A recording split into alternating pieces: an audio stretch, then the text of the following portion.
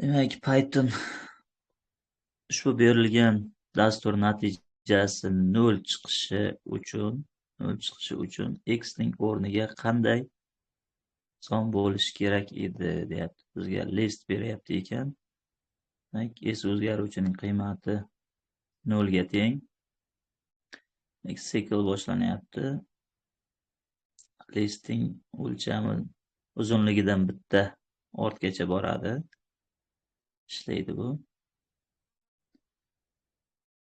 Demak, listning birinchi elementiga plus birinchi elementini qo'shib, ikkalasini 2 ga bo'lganimizda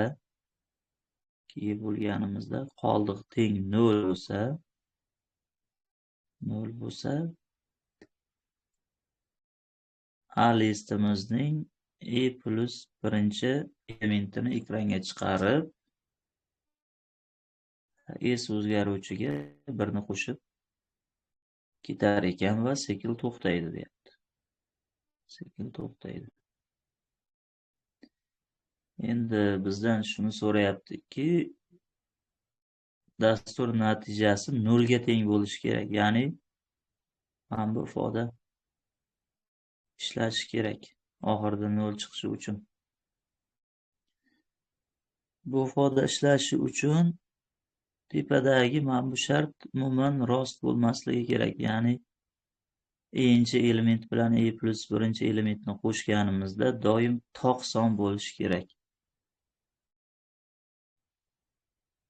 Demak, x ni 5 ga shunday bir noma'lum sonni qo'shsak, ikkalasini qo'shganimizda toq son bo'lishi kerak. Keyin x ga shu topgan x'imizga 3 ni qo'shsak, bu ham toq son bo'lishi kerak. Variantlardan olamiz. Demak, 3 ga 5 ni qo'shsak, bu 8 bo'lib turib juft bo'lib qolyapti. Buni ololmaymiz. Buni ham ololmaymiz. Yana juft bo'lib qoladi. 12 bo'lib ketib. Juft buni ham ololmaymiz. Demak, 8 da olishimiz mumkin ekan. Demak, 8 ga 5 ni qo'shsak 13 bo'ladi. Toq. Keyingi qo'shnisi bilan ham ko'ramiz. 3 ga 8 ni qo'shsak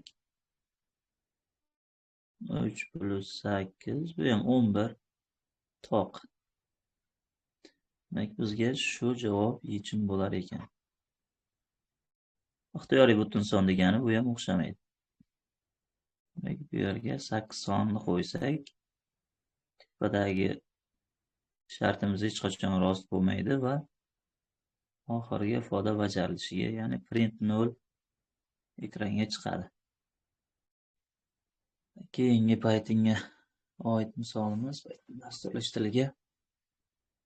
Demak, salary o'zgaruvchisiga bir raqamini satr sifatida beryapti. Keyin yana salary qiymatini o'zgartirib, yana bu yerda bir satrga qo'shyapti. 0 satr. Satrlarni qo'shganimizda oddiy qo'shiladi. 10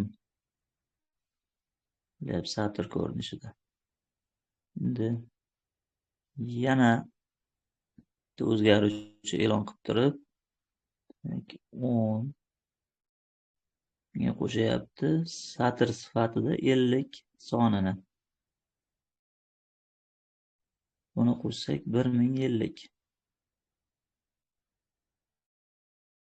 1050 bu ham satr.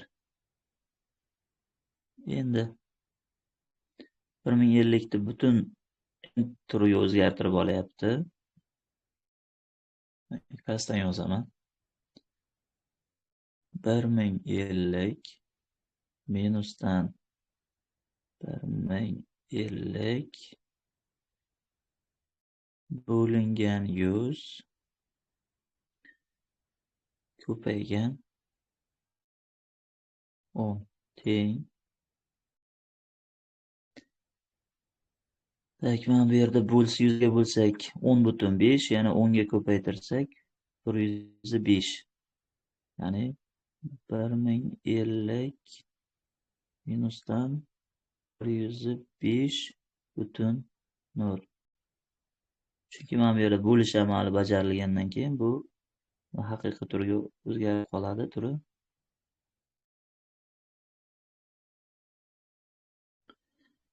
Endi bu 945,0 ni berar ekan javobimiz. Oxirida